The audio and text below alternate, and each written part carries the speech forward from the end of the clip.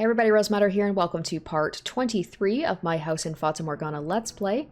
In the last episode, after a very tense encounter with the swordsman, where he nearly killed Michelle, Michelle finally managed to break through to him and convince him that he is from the future, and telling him about the fate that lies for him and Pauline if he doesn't change his ways and repent for his actions against Morgana.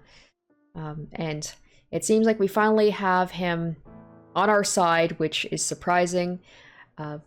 So he said he was going to give his side of the story of what happened and how he ended up doing the things that he did. He did say that there's no excuse for what he did. His story is not going to, give us any sort of, reason to forgive him for what he's done, but I would still like to hear it anyway, his backstory, and how things might differ from, this world versus the timeline in the second door. So we're going to go ahead, we're going to hear the swordsman's tale, and hopefully get into contact with the Lord soon, because time's running out for Morgana. So let's go ahead, let's get back into things, and let's see what happens next.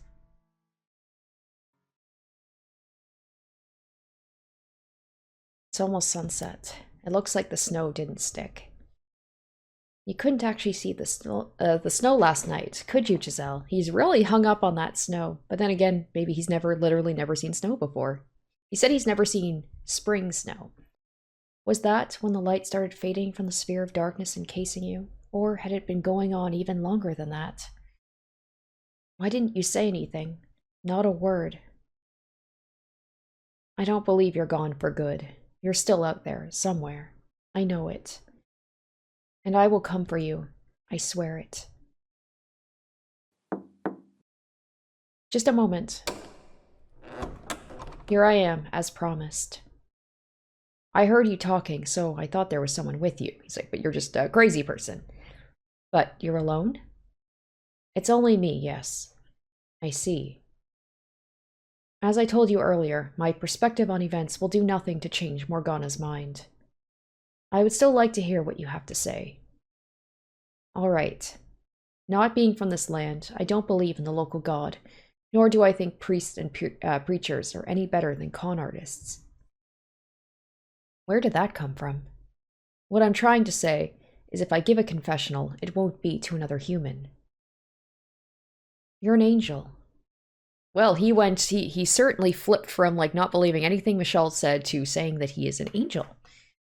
Michelle, always said about how, he felt like his name was kind of cursed, it was like a cruel cosmic joke that, given people think of him as an abomination, that he's named after an angel. Come again? The angel from the stained glass window. That's you, isn't it? Wait, how on earth did you come to that conclusion? I was thinking about everything you said earlier in the cellar. The fact you knew about Morgana, the fact you could see into my heart, and in particular, all your talk about saving people's souls. Salvation is not man's job. Which means you must be something else. I will tell you everything, every foolish mistake, every terrible crime. And in exchange, I would like you to tell me what I am to do next, to lead me down the path I'm to take. So, okay, so I mean, he has regret for what he's done. He does see himself as a beast, doesn't he? He can't quite control it. I terrify myself. With every passing day, my ability to tell which direction I'm supposed to be heading in dulls. So after I tell my story, I want you to do that for me. Ooh, will Michelle do that, or will Michelle be honest and be like, I cannot grant you salvation? I'm no angel, I'm a human. Please, will you show me the way? Can I make a decision here? Okay, I can no more decide the path you take than you. But you saw into my heart. Giselle, if you were here, you would encourage me to agree to his request, wouldn't you? Okay. I can't guarantee that anything I'll have to say will be of use, but I will do the best I can to lead you in the right direction. Thank you. Now, before I begin, there's one thing I need to clarify. I am not in love with Pauline. Oh, okay. She does play an important role in my life, though. That much is true. She's your tether. Exactly. I suppose you could say, admire her. She's everything I am not, everything I cannot be. Is that something I should tell her, you think? That I don't love her? That I'm incapable of feeling love? Should I tell her that, knowing she genuinely loves me? Ooh, tough decision. My instinct tells me I shouldn't. I know very well I'm lying to her, but there are circumstances in which a lie is preferable to the truth, are there not? I mean, she knows that in this life anyway, she can't be with him. He's most likely going to be taken in and executed. And, you know, like she said, in this life, she is a nun. She cannot be with a man. So in my mind, I'm like, what's a little white lie? But that might catch up because we know that their souls will be reborn in another life. With that said, I'm ready to begin. You have my full attention.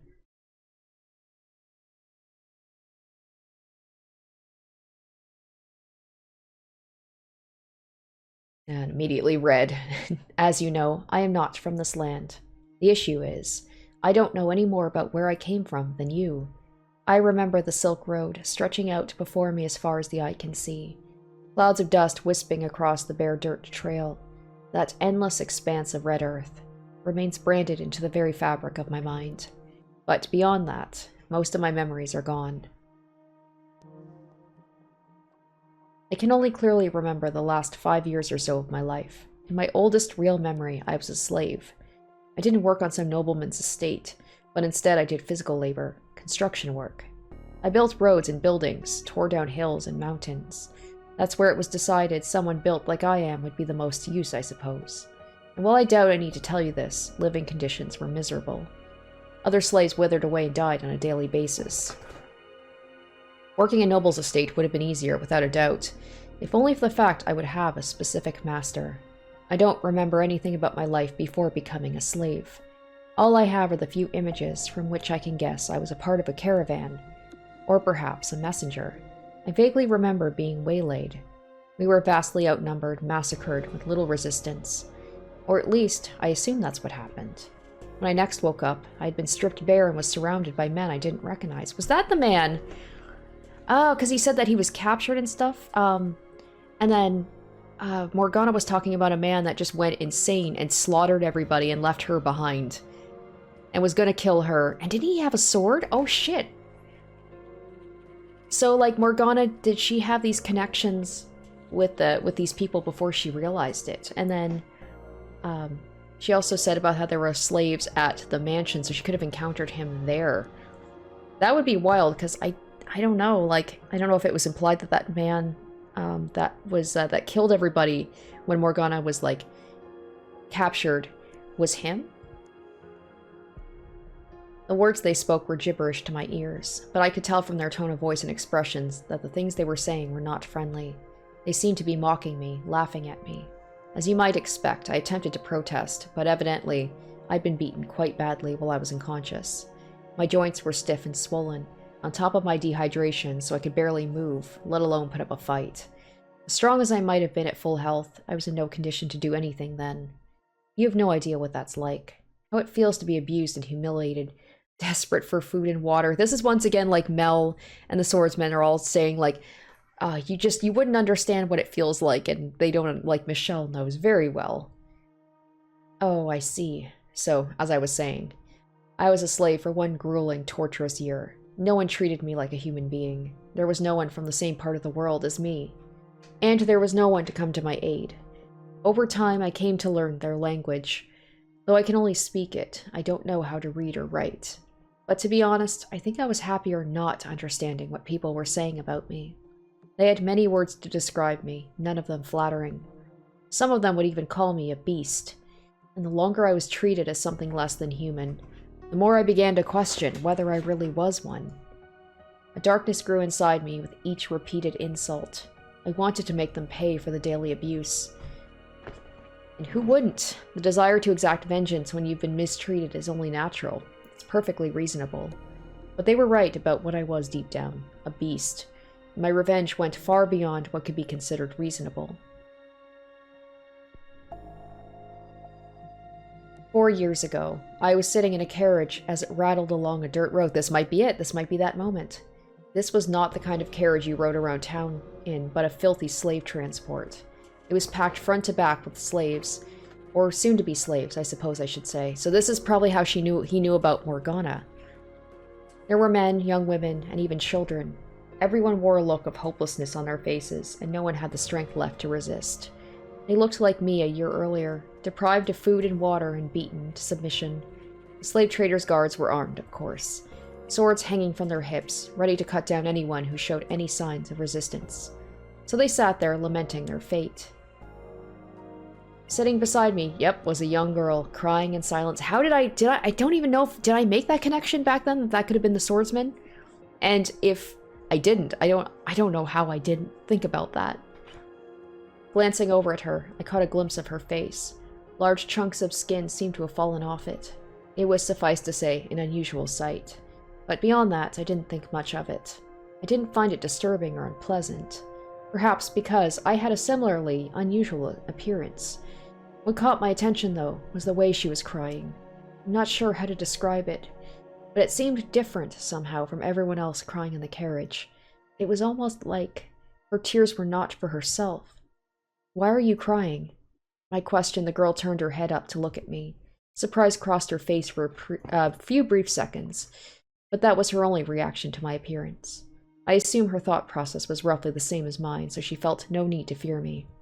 After a moment's hesitation, she said, "I'm sad because I didn't get the chance to show my gratitude to people very dear to me." Her response perplexed me to no end. Why was she concerned about showing gratitude? Why was she not despairing of her own circumstances? Why was that the emotion that gripped her in that moment, not hatred for the slave trader or sorrow for herself? To this day, I still don't understand. But that wasn't the only thing I found curious. Her voice, despite being soft, cut through the crying and wailing of the other slaves. I pictured it like a single patch of clear water in the middle of a swamp, untainted by its surroundings, gently undulating. One sentence was all she said, but there was something unbelievably calming about the sound of it. For a moment I was filled with a sense of tranquility, and though you may not believe it, I wanted to get her out of that filthy carriage, to undo the shackles threatening to taint her. And so I took action, driven by that desire. This is no lie, I promise. So he had... Man, how far he came around from wanting to save her to lopping off her arm not long after. "No, no, don't kill me. Please, you can have all my money. You can go free if that's what you want. I'll apologize. Anything." Haha.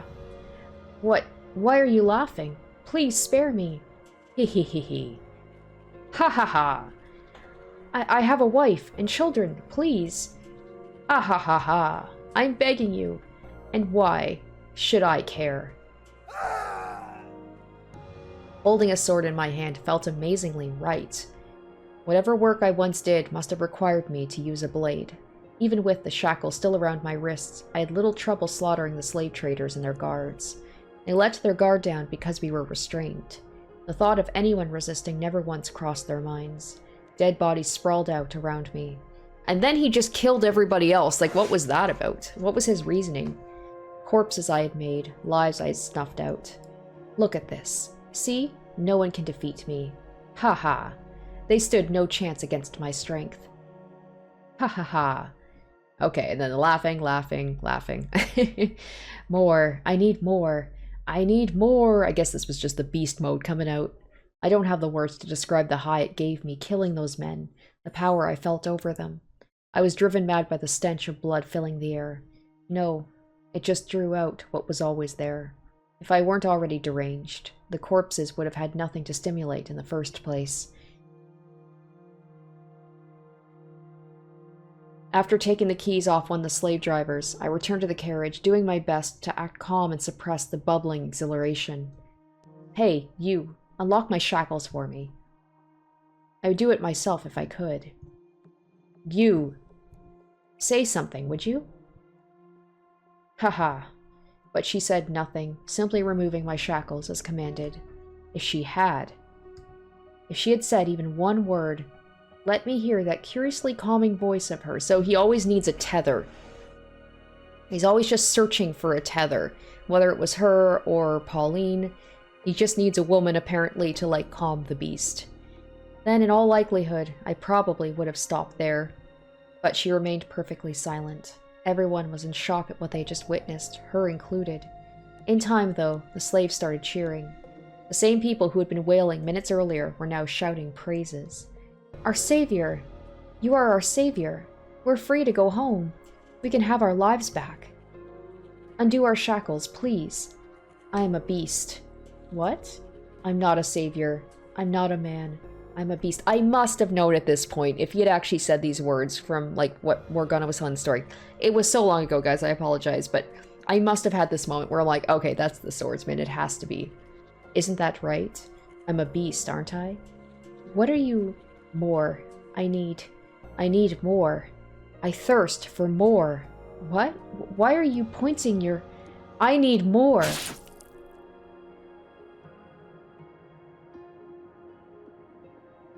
In that moment, the last of my reason dissolved. I went into a frenzy, slaughtering the helpless slaves I had never intended to kill. I was euphoric. I couldn't get enough. I reveled in it. Never before had I felt such utter ecstasy. Their cries for mercy as I ripped through them were delicious. The look of fear in their eyes, the way their faces twisted, the splatters of blood around their mouths open in screams, the despair that filled them. I didn't care anymore that they were just as much victims as me, that they had suffered the same abuse and humiliation. All that was buried beneath the waves of bliss that ravished me. Everyone who asked to be spared, I skewered. I worked my way around the inside of the carriage, killing dozens upon dozens of slaves. Heads went rolling off shoulders, hot geysers of blood spewing from open necks. I was practically wading through blood by that point. Some bodies I completely dismembered. Others I disemboweled, leaving their entrails to hang out of their open guts. All of them had looks of agony frozen into their faces as death took them. I don't know if I was unconsciously avoiding her, or if it was just a coincidence, but the girl was the only one left alive. She, of course, hadn't been spared the mess, so she sat there drenched in sticky red gore. Her lips appeared to be trembling, though I couldn't tell for sure with so much of her skin missing.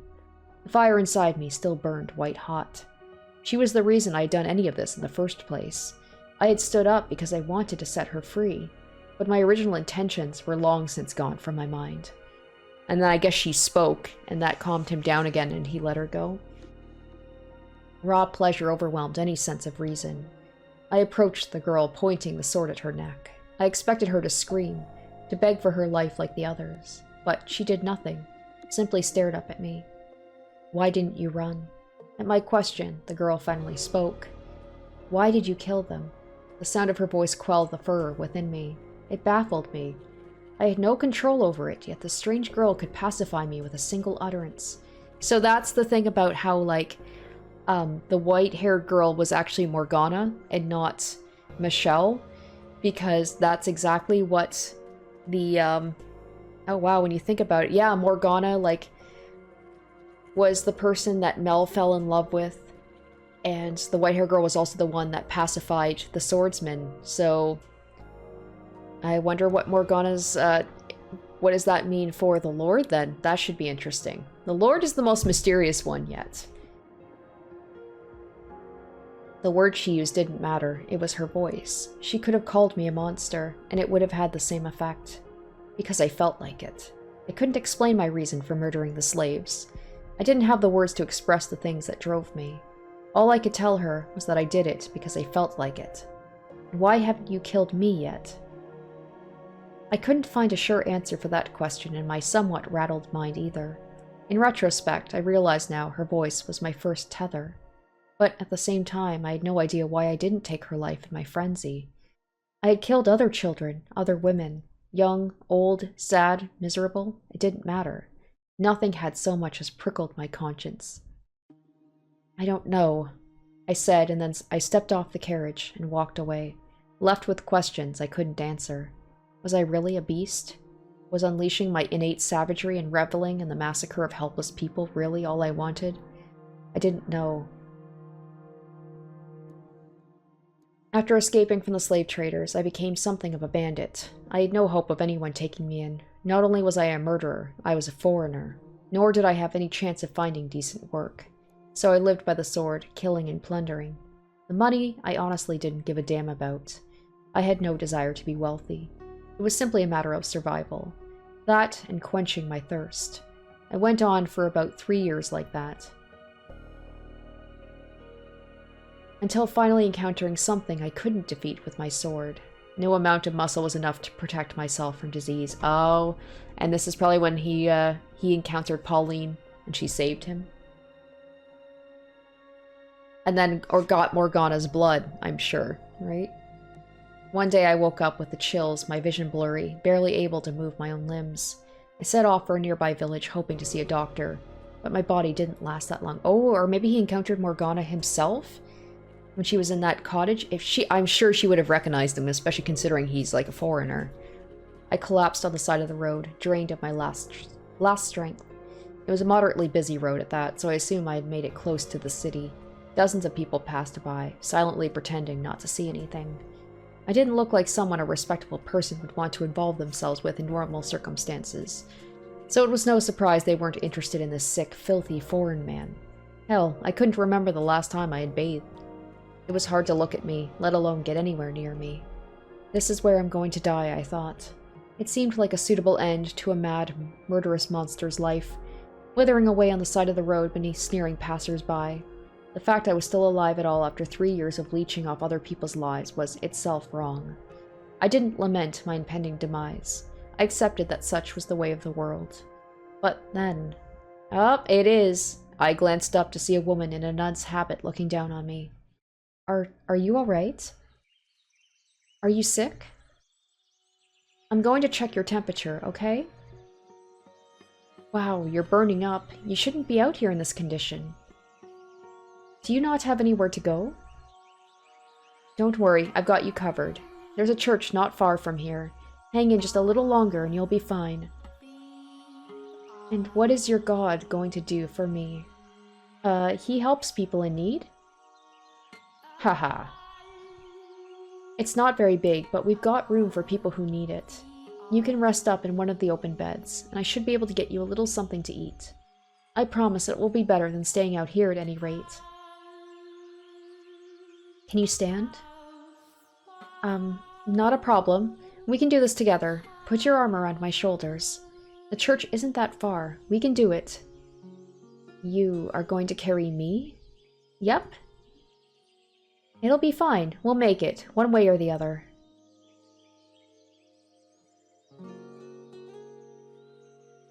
Ugh. We're almost there. Just a little longer. I'm heavy, aren't I? Very, very heavy, but that's not a problem. I can do anything if I put my mind to it. Just throw me into a ditch. Now, God doesn't like his children talking like that. Almost there. We're almost there.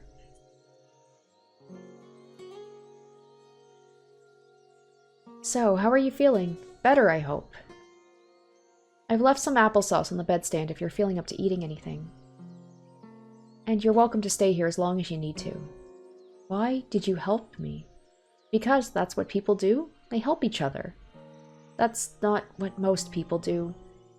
I like to think it is.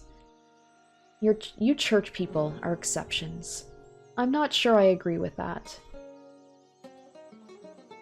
This woman is only showing me compassion because she doesn't know what I am. She wouldn't be so friendly if she knew I was a madman and a murderer. If there's anything else you want, let me know. I can't make you any fancy dinners, but if it's anything I can get, I will. Could you tell me your name? I'm Marie. Marie. After, who was it? The Virgin? You're not familiar with the Virgin Mary? Just look at me. I'm clearly not from these parts. Ah, yeah, I can see that.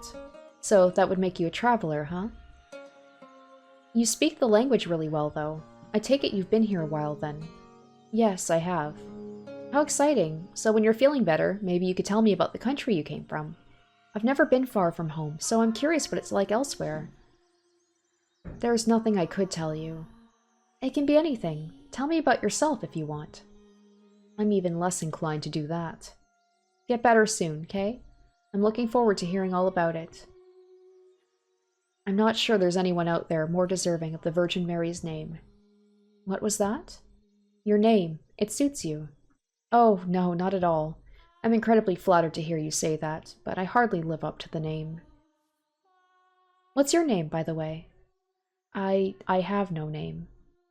You don't? If you want something to call me by, you can choose a name for me. Anything you want. I'm nameless. You give me a name. I think you should be the one to choose your name. I'd be more than happy to help, though. But you should go with the name you think is best. I see. Well, she can't be any worse at coming up with a name than Michelle was when coming up with names for the cat. Well, I should get going. I'll be around, so if you need anything, just holler. Bye, then. How am I supposed to choose a name for myself when I don't know anything about me? I recovered quickly with a proper bed and a roof over my head. Out on the road, I had been certain I stood no chance, but I was back on my feet after only 3 days at the church. My body was more resilient than even I knew, and now that I was back in health, I had no intentions of sticking around. Thank you for everything. I would be dead if it weren't for you. No thanks necessary. I'm just glad to see you're feeling better. There's no need to be in such a rush to leave, you know, and this is why he wanted to help the church. He wanted to help Pauline, but he's not in love with Pauline. Stay a bit longer, make sure everything's alright. I'm not going to stay any longer than necessary. If you're sure, take this as payment for the food and lodgings. I can't accept that, no. We don't charge for charity. Charity is not free. You paid for it. Let me pay you back. So this was his way of being like, okay, if she won't accept money, then I'll help her in other ways. I can't. Please, take the money. If you insist, I can accept it as a tithe. A tithe? Think of it like a donation to the church. Like you said, the work we do isn't free. All right then, a tithe it is. Thank you, and may God bless you for your generosity. So long. Hey, if you're ever in the area, maybe you could stop by sometime. I never did get the chance to have that talk with you, and I was really looking forward to it, too. I'll just cause you more trouble. What? No, you wouldn't. What makes you think that? Are you afraid you'll scare people off because you look different? I really don't think you need to be worried about that. It's not just my appearance. Do you mean it? That it won't be any trouble having me around? I absolutely mean it. Okay, I'll consider it. Wonderful! I can't wait to see you again. Yeah.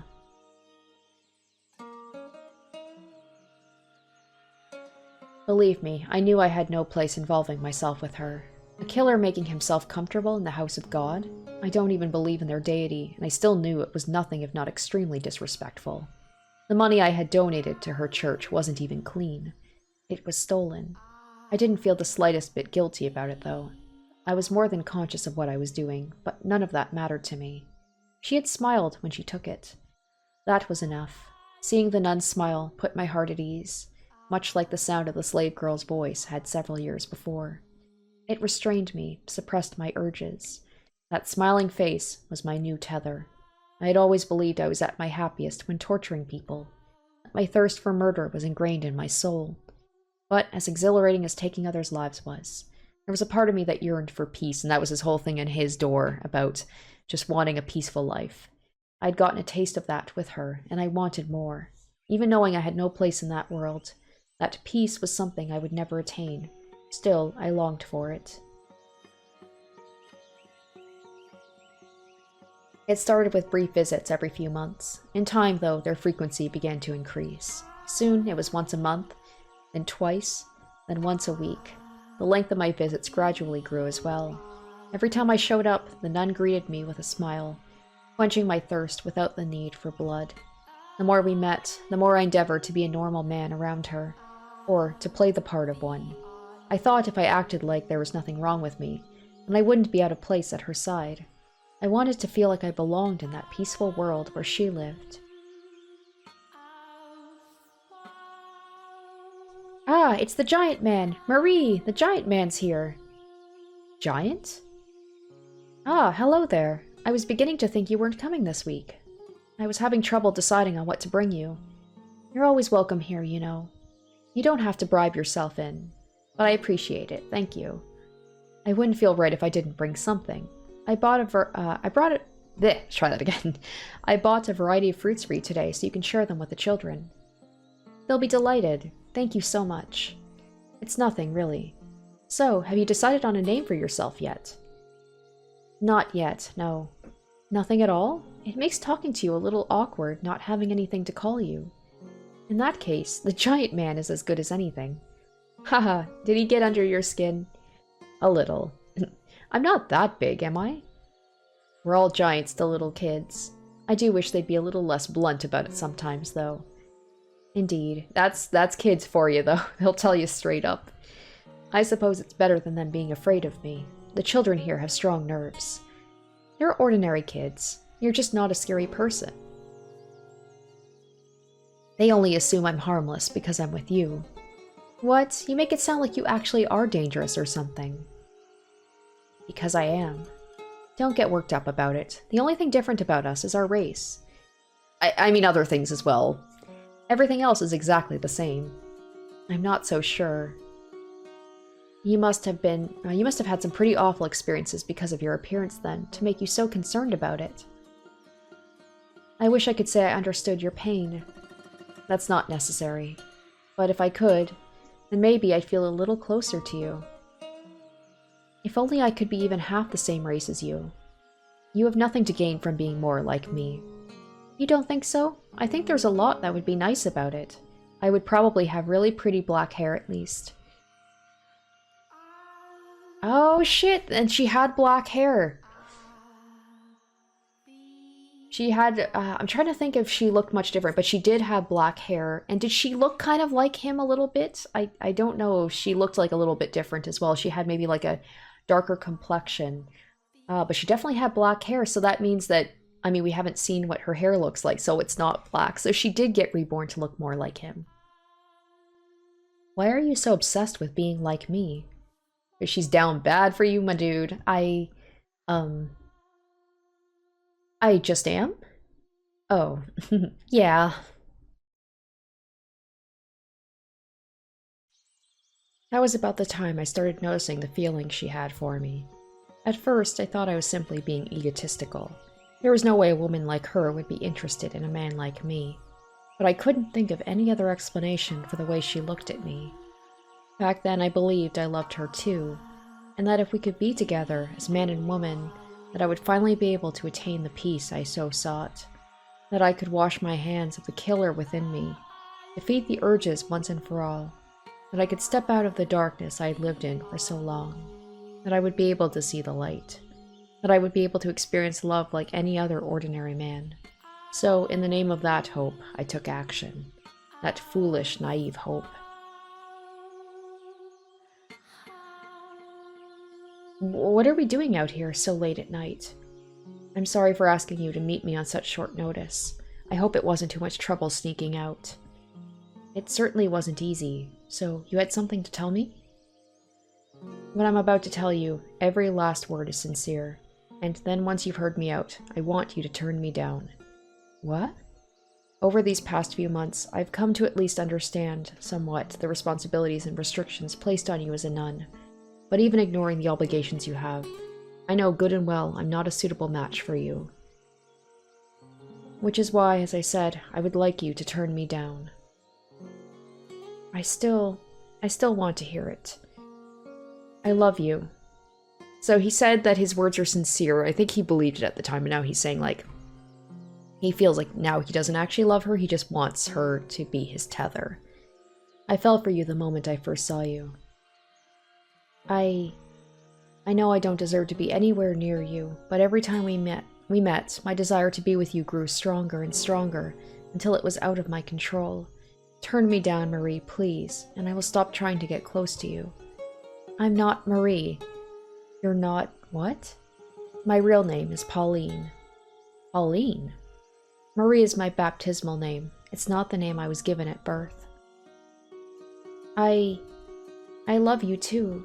I fell for you the moment I first laid eyes on you. I know it's forbidden, but I want to be with you too.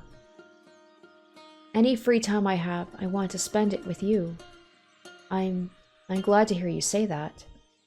Thank you for being honest with me. No, thank you for not turning me down. Hee. Wow, talk about an anxious day. When you asked me to meet you out here tonight, I wondered if that might be what it was about. It felt like my heart was going to explode all day. Heart explode? Guys get nervous about telling girls how they feel too, don't they? Yeah, we do. Until now, I had no idea falling in love was so hard on the nerves. Just thinking about you makes my mind turn to mush. It's hard to work like that, you know. Is it really that stressful? Is it like that for you too? It's just like he's just not quite with his emotions, where it's just like it feels like he doesn't really have any what's the word, like really crazy highs or crazy lows, except when he gets like bloodthirsty. Yeah, thinking about you makes it impossible to concentrate.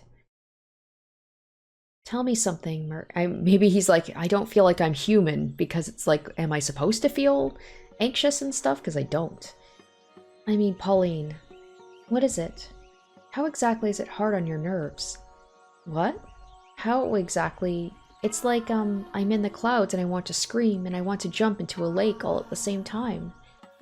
It doesn't help me much. Could you be a little more specific? He's like, please help me understand these human emotions. I do not get them. Really? Are you trying to embarrass me? It's like my whole body gets really hot. You mean you get aroused? Aroused? No. To put it bluntly, yes. I see. You're a real jerk, you know. You shouldn't go around trying to humiliate ladies. Sorry, I didn't mean to. Oh, you. Well, that was insightful. So I'm not in love with her. Or romantically attracted to her. Okay. Or even physically attracted to her. All I want from her is her smile. Being around her doesn't arouse me. In fact, it does exactly the opposite. Oh, I'm sure she would be heartbroken if she heard that. My fire burns brightest when I'm not with her. It all makes sense now. I just want someone to keep me placated. I'm disturbed through and through. A murderer and a beast. Ah. See? That's why I didn't want to say anything. I knew you'd laugh at me. I'm sorry. I truly am. I did ultimately get what I wanted out of the arrangement. She became my tether, became an invaluable part of my life, even if I had no real love for her. So when Pauline said she wanted to come and hear what he had to say, this is why he said, I think it would be best that you didn't. It wasn't about the murders and everything, it was about the fact that he's not actually in love with her.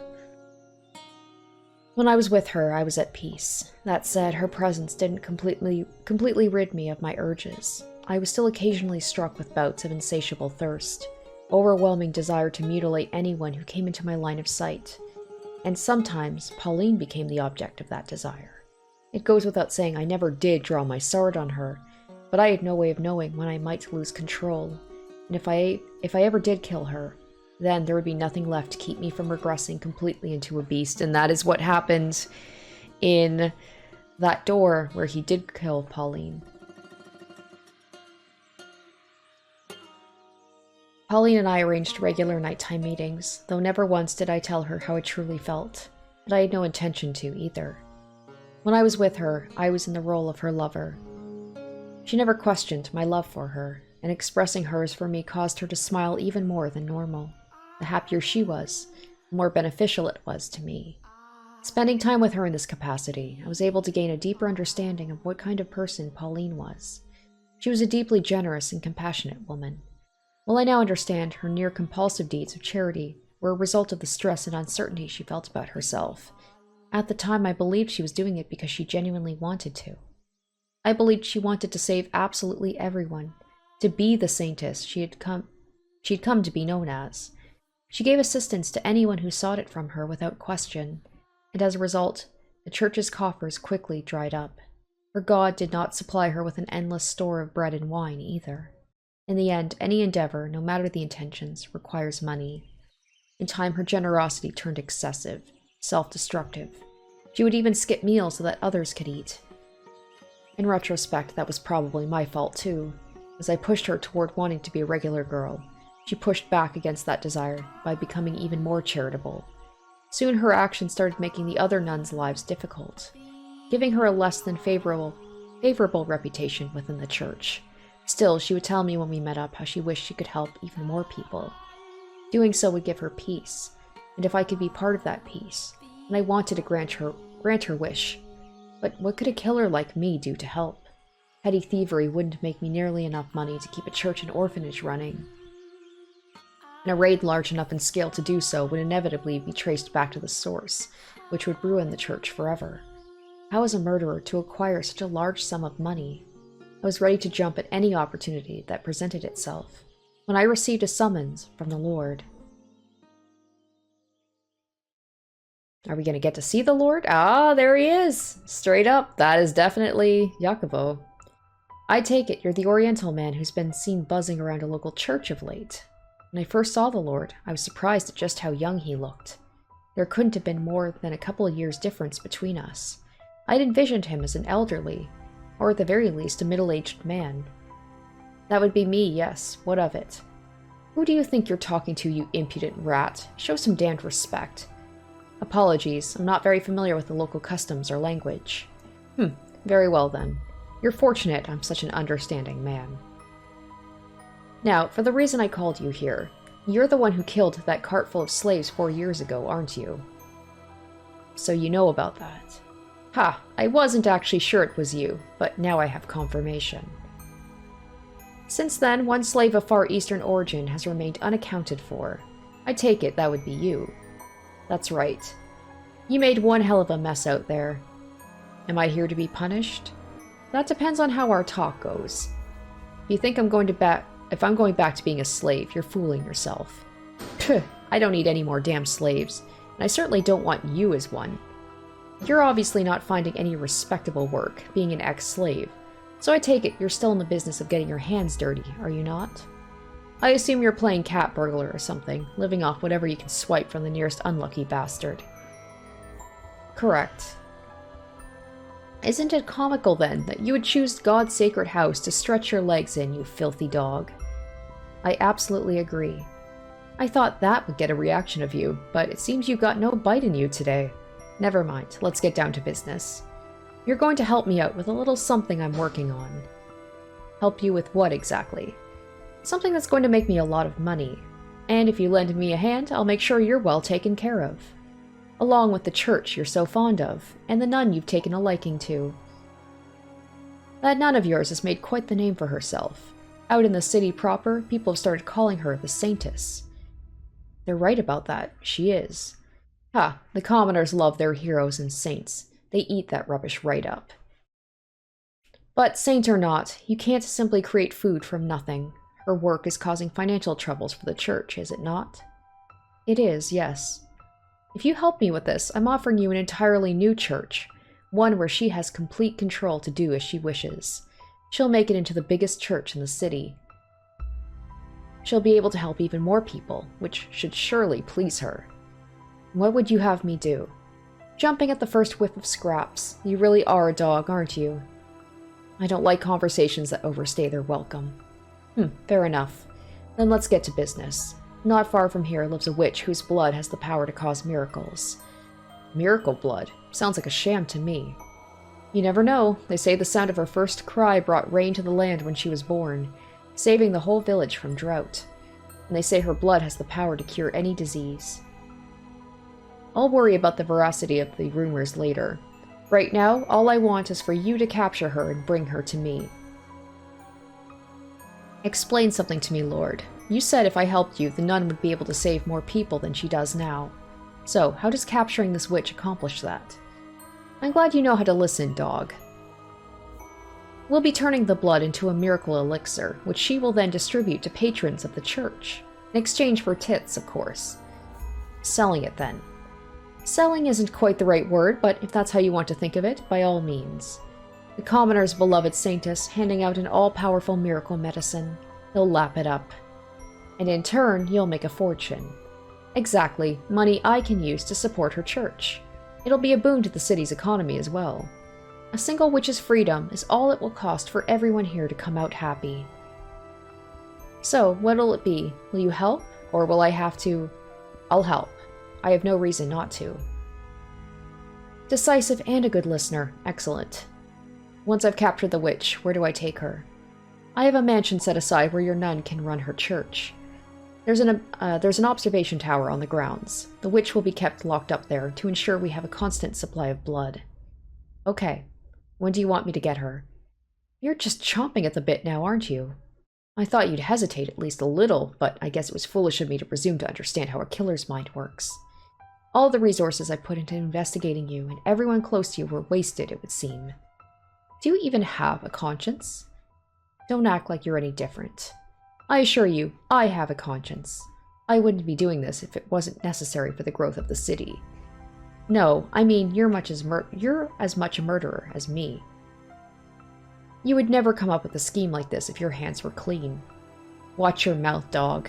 Don't you dare insinuate I would ever oh my gosh. I would ever condescend to your level. I'm interested to hear, what was the Lord's name? Like Jean something? Jean Baptiste or something? It was started with a J. I know that. It was like a French name. I agreed to the Lord's terms. A couple of days later, I made my way out to the location the Lord had given me. A small cottage by a lake where the witch was said to live, and that's where he's going to have that moment where he realizes it's the girl from the slave carriage. I had been instructed to take her alive, but not that I wasn't allowed to harm her, so my plan was to force my way in and immobilize her as soon as she opened the door. The Lord was right. I didn't have anything resembling a conscience. I was too far gone to be bothered by the prospect of disabling a witch. Not even the fact I had found a degree of solace in my relationship with Pauline would change that.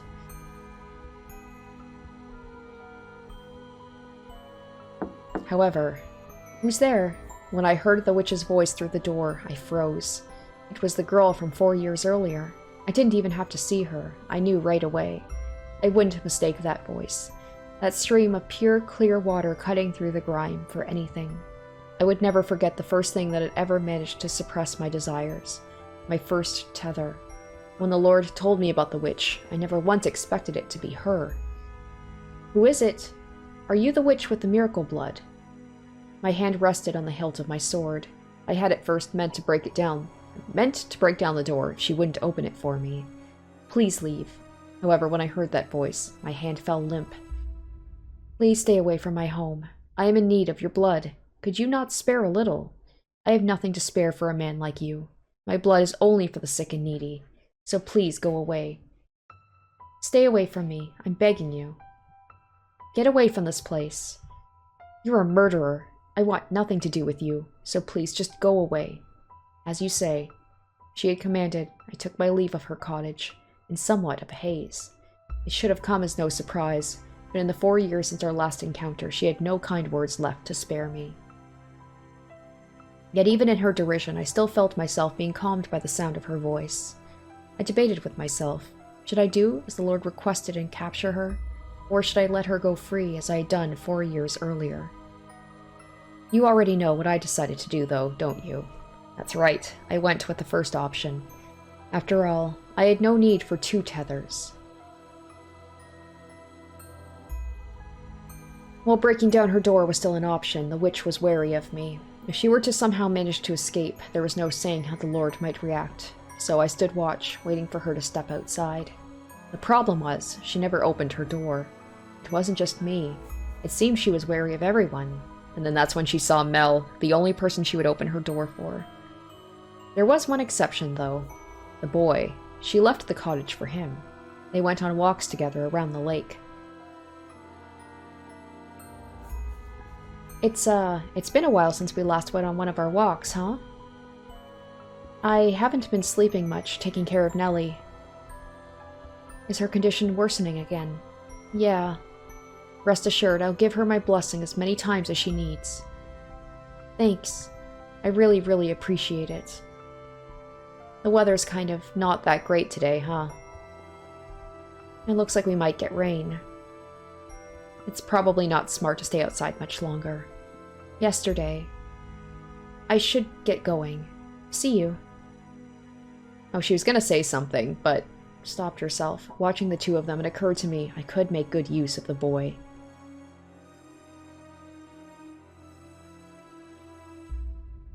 You have two options. Either you say no and protect the witch, get away, or you help me capture her. Get away from her right now. And if you choose the witch, I kill the girl. Get away. Make your decision. Get away from her. You have until the count of 10. You don't choose, I kill the girl. 10, 9, 8, 7,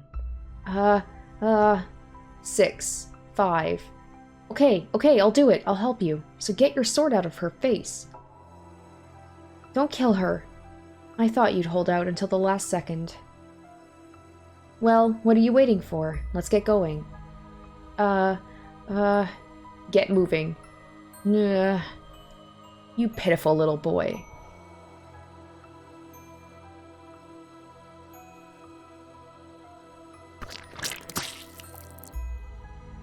And then this happens. It's like the swordsman said, I don't like, other than getting into the relationship with Pauline, there's not much we didn't already know about what's happened here. Get back. No, stay away from me. No. Help. Don't kill me. Take it.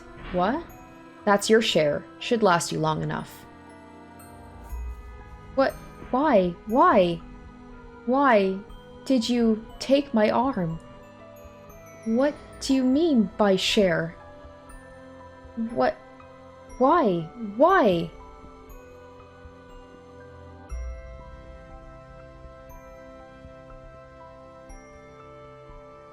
My arm. And this is what happened after, because we just saw from Mel's perspective when he ran away, and then this is like her being dragged away to the mansion. My arm. My arm! No, put me down, please. Help! Somebody, please help! The witch with the miracle blood had regressed into an ordinary girl, and she cried in pain like a small child. I wasn't going to get very far with her wailing, so I gagged her, tied her up, and threw her into a burlap sack. And it's just like, well, if you can't talk, then you can't try and tether me. Nothing personal. I just need your blood. Without it, she'll lose her church. She needs the money. I needed some way of getting enough money to keep her church running. So the Lord made me an offer. If I brought him the witch with the miracle blood, he would finance a whole new church for her. So don't take it personally. I tossed the sack into the cart I'd had waiting outside, and then made my way to the mansion, as per the Lord's instructions. The two of us then locked the witch in the observation tower. When I told the Lord I'd used a boy as bait to get her to open the door, he gave an exasperated sigh and said, "Like, we gotta bring him into this now." Involving a third party was not part of the plan. Is there anything at all in that head of yours, dog? I can kill him if that's a problem. That's always his solution. Don't be hasty. Describe him for me. Did he seem like he came from a wealthy family? He's young, still in his teens. He lives with his little sister. He looked reasonably well off, probably of noble blood. You picked one hell of a target to use as your bait. Should I kill him? There are people in this world you can make disappear quietly. People no one will notice have gone missing. You're one of them. The boy, he most likely isn't. Was the boy at all interested in the witch's blood? He seemed to be. Well, that makes things a little easier. We just have to make him into an accomplice then. That's everything up until about 6 months ago. You know what happened next, I presume. I threatened Mel, forced him to join us. He needed the blood for his sister, but even without that excuse, he didn't have the courage to run. Me, on the other hand, I involved myself of my own will. I had no reason to try and get back out. In fact, being put in charge of one of the 3 keys gave me an excuse to meet up with her more often. The arrangement was quite beneficial for me. Hey, I heard the news. You were selected to be part of the Lord's personal guard? Now you've got it made. Congratulations. You exaggerate. It's nothing. Oh, now no need to be humble. He wouldn't have picked you if he didn't really trust you. Everyone around here knows just how hard it is to earn the Lord's trust. If you say so. It hasn't been easy for him, I hear. He only assigns those he really trusts to work so close to him. I hope you're right. So something obviously happened. He's been betrayed by people, where he's very distrustful of people. They did say that there was multiple attempts on his life, so I'm sure we'll get into that soon enough. I hope you're right. He trusts you, I'm sure of it. I certainly can't tell her the real reason I suddenly became his guard. And I've got some more exciting news, too. The Lord sent a messenger for me earlier. Apparently he's building a new church, and he wants me to serve as the nun there. Can you believe it? You shouldn't be surprised. You are the city's saintess, after all. It's a little wonder you'd be his first choice. I really don't think I'm that important. Do you not want the position? No, I'm delighted to have such an incredible opportunity. This will allow me to help so many more people than before. It's wonderful news. But then we know that she kind of got forced into it, so that's good to hear. Tell me, I'm not wrong in thinking helping people is the one thing you want more than anything else, am I? Yeah, he's kind of on the money there. Right, that's what I want more than anything in the world. I see. So the fact that, like, he was doing this because he believed this is what she wanted, but she didn't really want it. Hey, smile for me, would you? Huh? I've been smiling this whole time, haven't I? Not just now. Forever. Of course, when I'm with you, nothing could possibly take the smile off my face. I'm glad to hear it. Guess the one time a woman's happy to hear a guy tell her to smile. I never knew someone could lose so much weight while still eating every day. We might have to increase your portions. If there's anything in particular you want, just tell me. I hear children's voices. From outside, I hear children's voices. Ah, the kids here to see the saintess.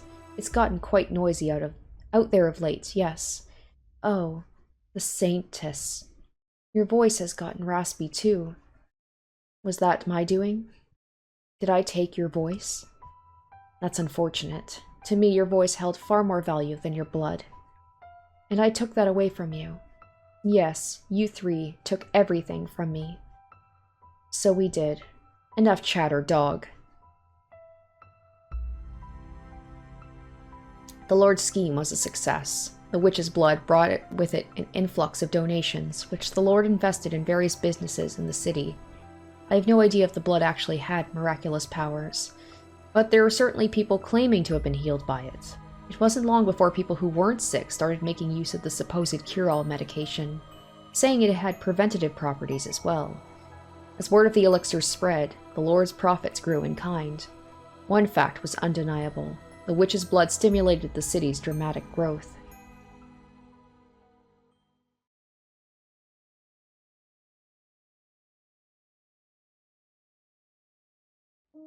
I wonder if Pauline is, like, secretly hearing this, like she's just outside the room, because he did say when he was going to be coming to meet Michelle, and then learning that Swordsman doesn't actually love her. And that's everything. Appalling, is it not? Morgana. If you hate me for what I did to her, you can take this sword and kill me with it. And you can have my key. I won't put up a fight. You have the right to exact punishment on me. Killing you would accomplish nothing. It is neither my place to forgive nor punish you. As much as it would make me feel better, doing so would serve no meaningful purpose. I would like you to give me a little time, though. I need time to cool down enough that I can talk to you with a clear head. Of course. Yeah, the swordsman was right. It's like nothing that he's gonna say is gonna make what he did sound any better. So you are still willing to speak with me. I gave you my word. I told you I would help figure out what path you should take. You're an honorable man. I will not force your hand if you don't want to do this.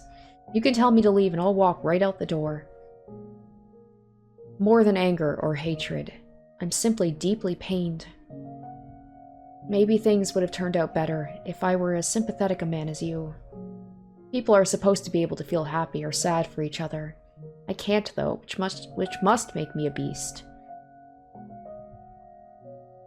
When you first met Morgana, you felt a desire to rescue her from the slave traders, did you not? You thought of someone other than yourself. Like, even him willing to accept his punishment feels like he must feel some shame for what he's done, even though he says he doesn't feel guilt. The fact that he wants, like, some sort of divine punishment or something means that deep down, like, he does have these human feelings, because otherwise he would feel nothing. I never saw that desire through, though. My thirst far overpowered anything I may have wanted to do for her, and the next time we met, I sold her to the Lord. As I said before, there is no room for interpretation in the things I've done. Whatever I might have wanted to do at one point, it's all meaningless now. Regardless, anything I do for someone else is ultimately for my own benefit, because it is what I need. No matter how selfish your motivations may ultimately be, please let me believe some part of you does genuinely want to help her. Alright, I know I'll sound like a hypocrite for saying this, but sitting back and waiting for her to die is not what I want. When I cut off her arm, I didn't feel any of the thrill or euphoria that I usually do when I take my sword to someone. I can't say whether that means I had a conscience, if but for a moment, or it just wasn't myself at the time. You can save her, though. Please do. I can't do anything. If I try, I'll only make things worse. I cannot do everything on my own either. Give me your word you will atone to Morgana for your actions. While I doubt making reparations will clear me of my crimes, if that's what you want me to do, that is what I will do. Michelle's like, no, I don't want you to do it because you think that's what I want. You have to do it because it's what you want. Can I ask you something? What is it? Tell me more about my next life. I want to know what kind of man I am. I want to know every mistake I make, all the details. I warn you, it is a tale far more barbaric than anything you can imagine. Do you still want to hear it? I do, and I have little doubt that I will believe it. If you're worried I might react the way I did earlier, I will lay down my sword. You can tie me up too if you want. That won't be necessary. I'm going to trust you. I'll tell you the whole hopelessly tragic truth. Everything I saw with no embellishments. Please do. And so I told him the tale I witnessed beyond the second door, that he lost his memory in a shipwreck, that he was treated like a beast by the people in the land where he washed up, that he massacred countless people, and that he took the life of his lover who had come in search of him, never wavering in her belief he was still alive. I told him about the white-haired girl. I told him about the things he made Giselle do. I didn't hide anything. As I spoke, he would occasionally grimace or his eyes would go wide for a moment, but not once did he interrupt me. He sat there in silence until I finished. Man, we're almost out of time. We haven't even talked to the Lord yet. The last day's tomorrow, right? Like, it's already nighttime. You weren't kidding. That was far worse than I had imagined. It is the truth, though. You become the target of Morgana's loathing, and you are led back to this mansion. That is what lies in your future. As difficult as it may be to comprehend, that person is you. The man who does all those things hundreds of years from now is you. I really am a beast, a horrendously precarious creature. As I interpret this, when you lost your memory, you also lost everything you used to suppress your nature. You lost the foundation you had built, and as a result, you were no longer able to maintain that balance. Would that mean that what I am now is, comparatively speaking, human? No, I'm no different now. I have no more control over myself when I'm killing people than the man you described. You've seen me do reprehensible things, and in spite of that, you were never condescending or insulting, never acted disgusted or afraid of me. Are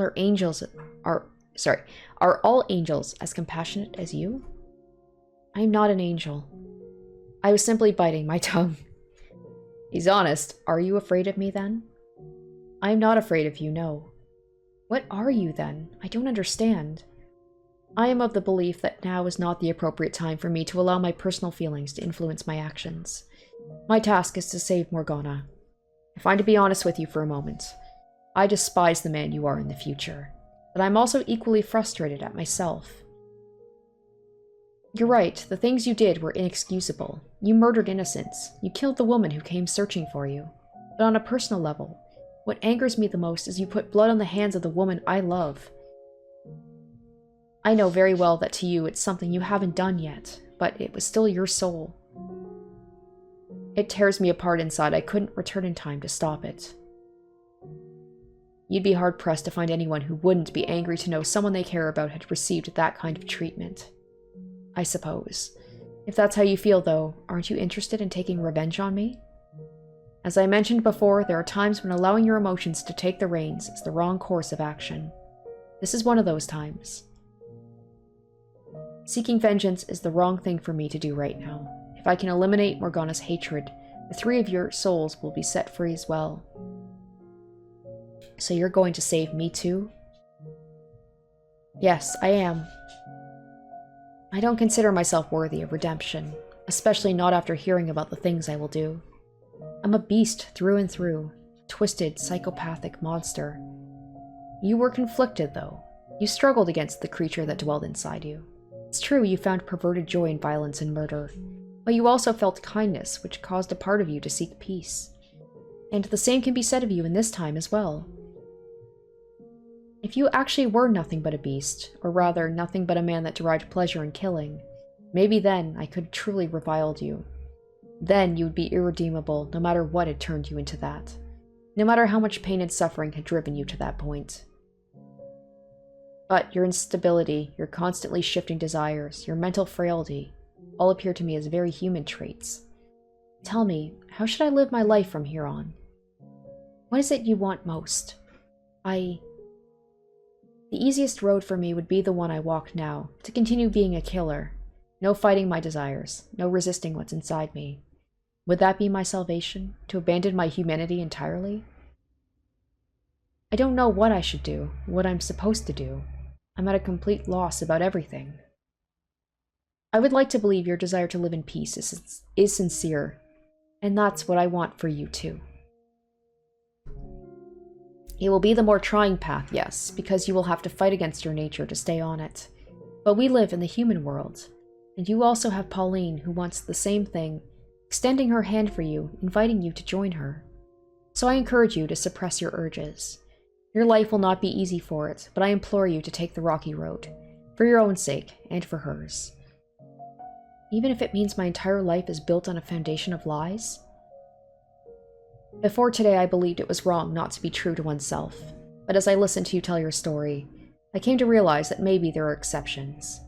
Some things you can, and possibly should, keep locked inside you, where they can't hurt anyone else. However, I also think you have a tendency to try and act too perfect around her, both in this life and the next. You cover up so much of yourself, you become an entirely different person. You can be your conflicted, imperfect self around her. The man you are right now, lost and trying to find his way. I have little doubt she would accept that man. What you need most is restraint. It's kind of like Michel, right? Where he covered up so much of who he is for Giselle, thinking that she wouldn't accept him. I see. So tell me, do you think my future can be changed? I don't know for certain, so all I can do is speculate. But as you share the same soul, I expect any changes you make now will be reflected in your future incarnation. I have my work cut out for me then. Pauline, she believed in me. She put her faith in a beast and went out in search of him. I cannot allow myself to be the kind of monster that would murder a woman like her. I have to change. I will change the future. You can do it. When my life here comes to an end, I vow to make my next one better. Thank you for listening to me, and for giving me guidance. I can't say I'm particularly suited for the job. Knowing that my words are going to influence the direction of another's life is an unimaginable amount of pressure. I don't know, I would say you pull it off well enough. If you ever decide to quit being an angel, you'd make a damn convincing missionary. I have no interest in being a missionary, and as I've told you, I'm not an angel. That's too bad. I joined the Church of Michelle. Big words. That's big compliment. Don't look at me like that. I'm just kidding. What's his thing? Don't take everything so personally. Now can I get angry at you? As I've been telling you, I'm an ordinary man. I'm not special in any way like you seem to think I am. You're not ordinary.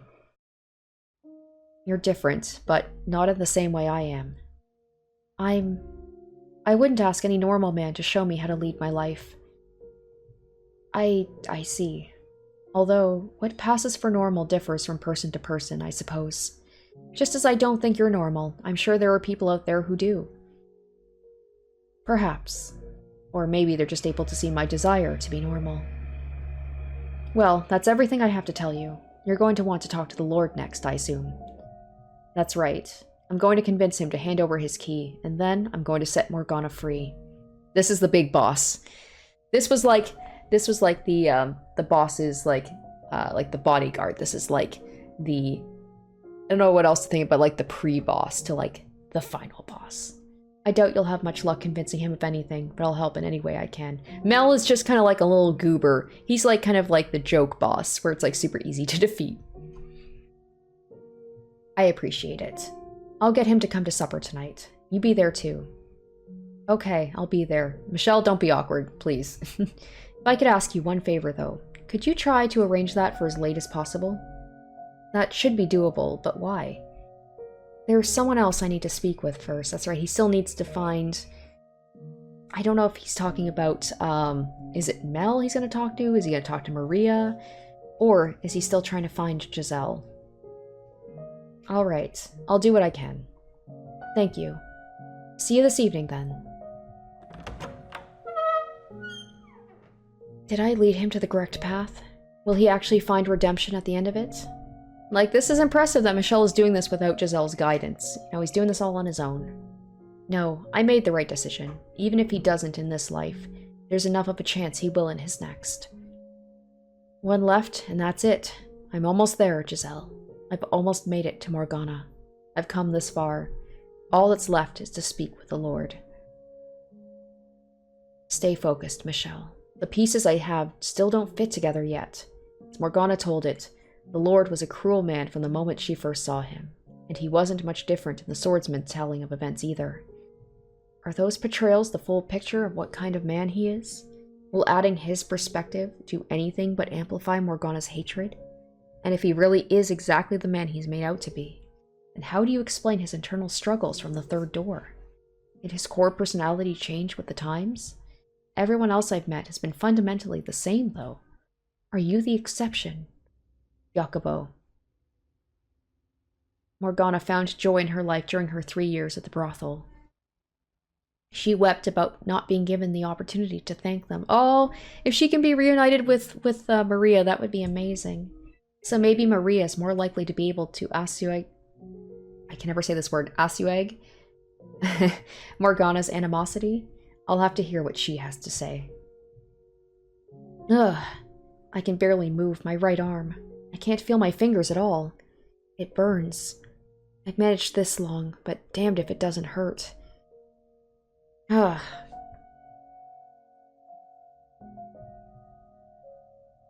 Yeah, I forgot that he got injured by the swordsman. You gonna see Morgana again when he's passed out? Yep. Why must you hand out miracles for nothing? Oh, where is this? Is this Jacobo's place? I know that voice. I'm looking up at someone. Oh, never mind. A woman. She's draped in a black fog and I can't make out many details. But even through the darkness, I know immediately who she is. She is Mother. Oh! No, okay, never mind. This is not where I thought I was going. No, she is not my mother. She is... Why would you even ask such a question, Mother? We're barely holding on as it is, my dear. It's not wrong to expect a little remuneration for our services. No, Mother, it is wrong. Miracles are not to be bartered for. God the Father does not charge for his miracles. So this is Morgana. Okay, so wait, is he seeing through the eyes of Morgana right now talking to her mother? So why should we, when I am only borrowing his power? This has got to be, yeah, Morgana. Listen to me, Morgana. Every time you give someone a blessing, you're hurting yourself. If not for the miracle itself, you still deserve some degree of compensation for the pain. I know you're concerned for me, Mother, and I appreciate it very much. But I'm happy with the way things are. I'm happy to be able to help others with my Heavenly Father's power. A power you won't have much longer, my dear, if we can't afford to keep ourselves fed. I'm a saint, aren't I? I wonder if she got that, you know how Morgana always told, said my dear, if that's something that she kind of like brought over from her mother. Yes, you're my sweet little saint. God will not forsake his saint. No matter how difficult it may get, he will always provide me a way to continue doing his work. And you're the mother of that saint, aren't you? Yes, that's right. I conceived you untainted by the hands of man. Then you must respect his will as well, Mother. It must be our highest priority. You're right. I was wrong, my dear saint.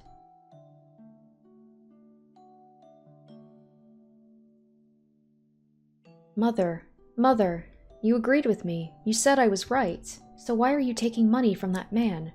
Mother. Mother looks over as strange men shove me into a carriage. The look in her eyes sends a chill down my spine. I see her lips moving. She doesn't actually say the words out loud, but I can make out every individual syllable. Because you're worthless to me.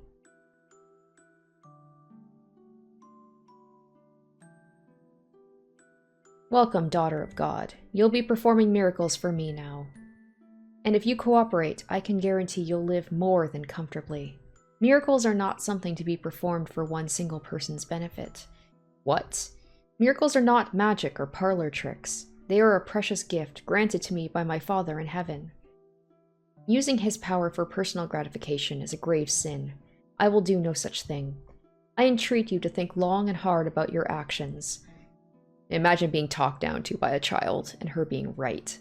Do away with such selfish desires and dedicate yourself to helping the people. The power you have been given was bestowed upon you by the hand of God. It is not your power. He is merely allowing you to make use of it for a short time. Pride is a sin. Please consider how you conduct yourself. You're an ignorant, insolent child, aren't you? I bought you. You are my property. You have no right to an opinion. Yeah. He's not sounding like a very redeemable person. That is not my opinion. That is the way of the world. As God... Silence! You are not here to talk. You are here to perform miracles for me and my guests. As I have already told you, I will do no such thing. What you will or will not do is my decision, not yours. The Lord says with a sickening laugh, then grabs me by the hair and knocks me to the floor. I beg him to stop, but he isn't listening to a word I say. Cheers! A saint's blood and good fortune to all. I stare vaguely out at the crowd gathered for the Lord's blood feast. I know this is a different Lord than Yakubo, right? Because this is when she escaped from here, and then she ended up... so this was after... Oh boy, I'm trying to think. The timeline of Morgana. This was obviously, like, before she found that cottage, and she just stayed there. But, like, was this... She was taken in after the brothel? Either way, it doesn't matter. The grand scheme of things is Morgana had a shit life, and everybody treated her horribly. Every time he had guests, he throws another party, and every time he slices another part of my arms or legs open. It isn't long before they're in an unsightly web of crisscrossing scars. The Lord sometimes has trouble deciding where to cut, but not out of any sense of sympathy for me. He simply thinks drawing blood from an untouched area of my body will make it more effective. The Lord strips me bare. Perhaps I'll use your stomach today, Saint. I should be able to get some nice pure blood from there. Stop this. Can you not comprehend that what you're doing is an affront to the Lord? I'm free to do what I wish with my property. Saint or not, you're no different than any of my slaves. The Lord is greatly displeased with your actions. And use your miracle powers to deliver divine punishment on me. Go on. You can do that, can't you? Your soul will be punished. You may not see the effects now, but you will pay for your sins one day. Okay. Ha, you're not as threatening as you think you are, buck-naked girl. Don't give me that look, girl. I have no interest in taking that from you. You'd be lucky to find anyone willing to lay with a girl covered in disgusting scars. Nah. All I can do is wait and endure day after day of torture and shame, of the Lord searching for new places to stick his knife.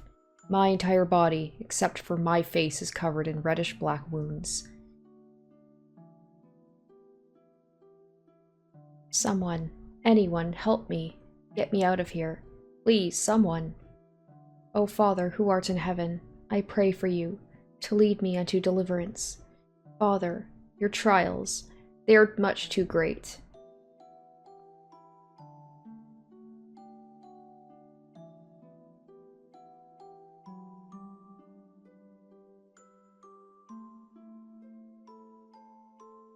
Morgana.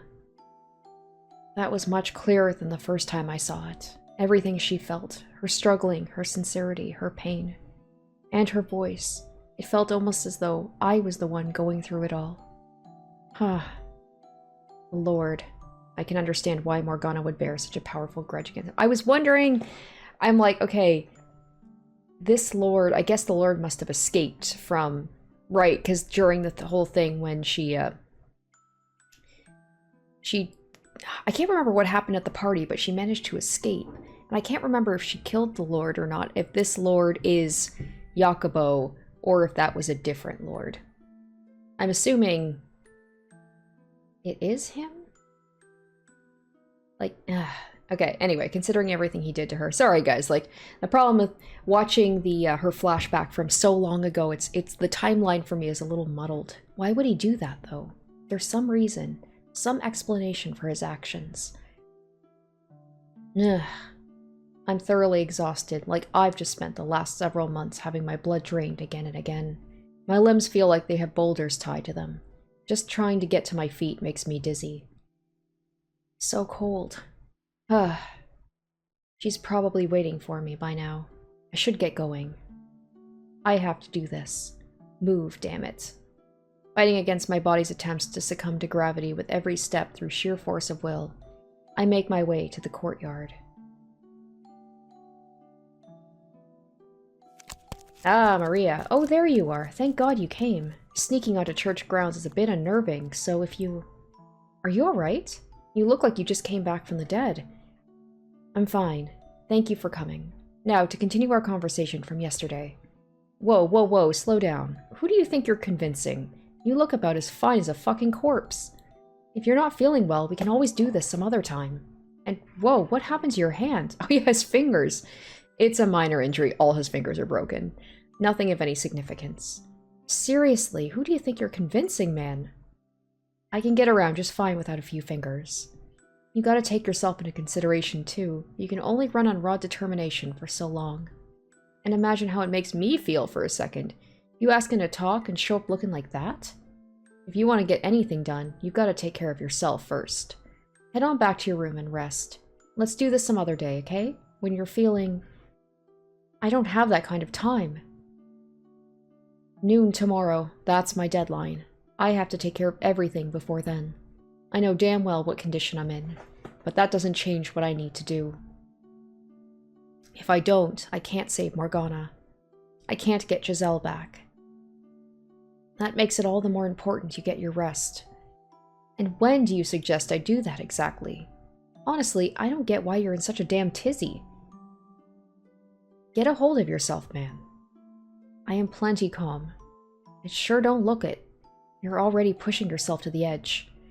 I don't want to be responsible for giving you that last nudge. So quit bickering with me, get your ass back, and get some rest. You don't understand the gravity of the situation. None of you do. You don't grasp how great an effect stopping what happens tomorrow will have. I have to keep moving, even if it means crawling through the dirt. If I don't, not only will I fail to make things better, Morgana's almost certainly got even worse fates in store for all of you, so long as her curse lives on. I'm the only one here who knows what awaits. Maybe that's why she had Maria end up... no, Maria died at the end. I was just like, I would think that Maria might have gotten a little bit of, you know, reprieve, considering that, like, the Maria in this world treated Morgana with, you know, with some love and care. I'm the only one here who knows what awaits. But then, yeah, Maria died in Yakubo's tale. So that makes you what, a prophet or something then? Not exactly, no. But in the terms of this time period, that would be the most apt description. Like, I know the idea of Maria was to, like, basically be the ultimate betrayal to Yakubo, just to make him hurt even more that the one person that he thought he had as a friend betrayed him. But still. Do you not believe me? Well, you know, that is asking a lot. That's fine, you don't have to. But at the very least, I want you to believe that I genuinely believe something terrible is going to happen tomorrow if I don't do something. That I think I don't have time to waste. All I need you to do is tell me what you know. Could you do that for me? Assuming you actually are a prophet or whatever, why don't you just, you know, get the hell out of town? Say fuck it, this is too much, and vanish into the night. No one's gonna blame you if you do. Hell, is anyone ever gonna notice, or is anyone even gonna notice you did anything if you do succeed? I'm not in this for attention or praise. I cannot sit idly by, knowing what I know, seeing what has happened and what will, knowing what Morgana went through, what she felt. I can't abandon her, not anymore. I can't let my knowledge go to waste. While it is true the mansion will continue to be wrapped in darkness so long as Morgana's curse remains in effect, and nothing can be put to rest until I do something about that. That's not my sole motivation anymore. I sincerely want to help Morgana. Giselle, is this what you meant when you told me you wanted me to save her? You seem like the kind of fellow who's always fretting about something or other. You don't know how to take it easy, do you? Though I guess in a way that's kind of why you can fight so hard, huh? Alright, you win. I'll talk. Anything you want to know, I'll tell you. Thank you very much. But you sit your butt down first. Okay. Ha. Morgana said that? She did. She described her 3 years there as one of the brightest periods of her life. Huh, who'd have thought? Damn, that's kinda really great to hear. Did she never tell you herself how she felt? She never really made much of an attempt to be part of the group. It was like she had these colossal walls all around her. I can see that. Yeah, so I always kind of felt like I never knew if I was sticking my nose in too far or not, you know? She appreciated what you and the other women did for her. After the raid 4 years ago, she ended up in the hands of a slave trader. As she was being transported, she said this with tears in her eyes. I'm sad because I didn't get the chance to show my gratitude to people very dear to me. Well, damn. So is that, you know, absolutely 100% exactly what she said? You're not just pulling it out of your ass, are you? Those were her exact words, yes, as hard as it may be to believe. Nah, I believe you. I'm just surprised is all. I mean, just wow, yeah. If I'd known that was how she felt, maybe I could have been a little friendlier with her. You weren't friendly with her. Not especially. I mean, that's not to say I was cold or anything. It's just all the girls kept a bit of distance from her. Not because we didn't like her, but because that's what it looked like she wanted, some distance. None of us were really cut out for the caretaker gig. As much as we'd have loved to have been some kind of mother figure for her, we just didn't have it in us. Who was closest to her? He's dead. Oh. The slave. Huh? What's this about a slave? There was a young man, a slave who participated in the revolt at the Lord's Manor, who saved Morgana's life. It's all coming back to me. This was so long ago. It's good to have a refresher. Oh, yeah, that's the guy. He was the closest of any of us to her, or at least, he gave her the most attention. And he's 6 feet under. That's unfortunate. What can you do? People come and go. That's just the way of things. I thought maybe if he was still alive, that would improve our chances of saving Morgana.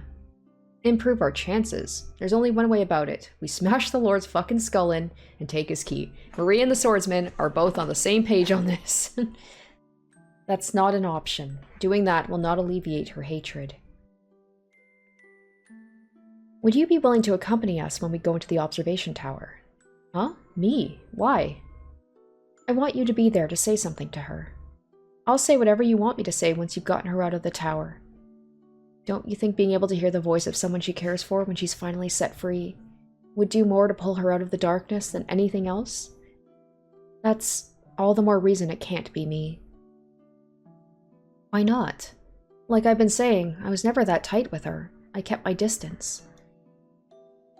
I can't do anything, not with the reasons you've given me for why she's so full of hatred. I have no other options, though. You know, actually, while I doubt this will do much in the way of getting rid of her grudge, there is something I was supposed to give her, but never got the chance. Oh? It's nothing special, just a rinky-dink little necklace, but if you get the chance, would you mind giving it to her? If anyone, that should come from you. It's not from me. It was supposed to be from the slave. He got it for her as a birthday present, but that was the day the brothel got raided. So, yeah, that's the story. Make sure she gets it, would you? Okay, I will. Thanks, man. Well, now that that's out of the way, I should split. Best of... There you are! You weren't in your room. I was worried sick. What are you two doing here? You're going to talk to the Lord tonight, right? So, there's a chance you might be able to set the Saintess free. No way am I going to miss that. That's why you're here? That, and to say goodbye. I want for them to make reparations as soon as the girl's released. Do you feel the same way, Nellie? If Mal tells me he wants to, then I won't stop him. But he was threatened, so if it's possible, I don't think there's any need for him to rush to be punished. I don't want to lose my brother. Surely there are other ways he can atone. That's reasonable. I do feel guilty about what he was put through. It's not your fault what he did. Anyway, I'm really anxious about tonight, but I'm sure it will all turn out fine. You'll make it work, won't you, dearest Michelle? I'll do my best. Oh, come on, you've got to act confident. Take care of my Mel for me, too. He's very fragile, so handle him with care. Like a big old box of china. Is he really that fragile? As for me, if he looks like he's going to do anything he shouldn't, would you stop him for me? I wish I could be there to do it myself, but, well, he insists only the people directly involved should be there, and I want to respect that. I was never going to allow anyone to get hurt anyway. That's good, thank you. He and the Lord may have caused the girl a great deal of pain, but I still don't want anyone to get hurt. Some people deserve it, and I say let 'em have it. Now, Maria, don't be like that. You're the weird one, little Miss Perfect. Go around letting everyone off the hook for everything, and the whole damn world's gonna come falling down around you. He did what he did for me, though. And the Lord? He's only in it for his own profit. Much as he says it benefits the city, it still comes back around to his own pockets. The Lord's not a bad man, though. Yeah, I've heard it 1,000 times. No one's a bad person in your eyes, I know. Now, can we please try to keep things civil? Ah, yeah, sorry. Bad habit, I know. I talk a lot of rot, but I don't really mean half of it. I do think he's much better than the old Lord, though. Hold on a second. So, okay, this is what I was wondering. I was like, I don't know. I was like, was that really Jacopo who did all those things? I didn't think so. What did you just say? He's better than the old. When did the current Lord take his place? 4 years ago? What? Morgana was 9 years old when she was at the Lord's Manor. Okay, that makes me feel better, because if Yakumo was like that horrible to her, it would be very hard for me to feel like he could redeem himself. I was thinking that. The way he was talking, I was like, I don't think that's him. That's what confused me. 7 years ago. Maria, were you ever at the Lord's Manor at any time 7 years ago? Nah, I was never hired by anyone there. Then when? She didn't have any interaction with the Lord 7 years ago. Now it all makes sense. How did I not consider this possibility sooner? I know what kind of man he is, and I know the people he had around him. Maria, is the slave actually dead? Ooh. What's this about? That's... Alright, so with that, we have the entirety of the Swordsman's Tale, and interesting. It's kind of like with Mel, where it's like, it went about the way you think it's going to, like you got the, the general idea, but there is some little stuff there, like the whole thing about him not actually being in love with Pauline is pretty shocking, just like with Mel, where, like, there was some selfishness to the reason why he was doing the things. It was to make himself feel better, and also so he wouldn't be alone, and that's why he was so possessive of Nellie, and also the fact that he, at least at some moments, he had some feelings about Nellie that might not be brotherly, But yeah, that was quite the shocker about how he basically just sees women, certain women, as his tethers to try and like keep him like he's a human, you know, keep him at peace. And that moment at the end there with the Lord, are they implying that the slave boy was actually Yakubo? And was he? That would be mind blowing. And then somehow he ended up as the Lord, the new Lord. But then, okay, so how did that happen? If that's the case, if that's who the slave is, like, how did he not recognize that that was Morgana and that he did those horrible things to her when he was so nice to her when he was younger?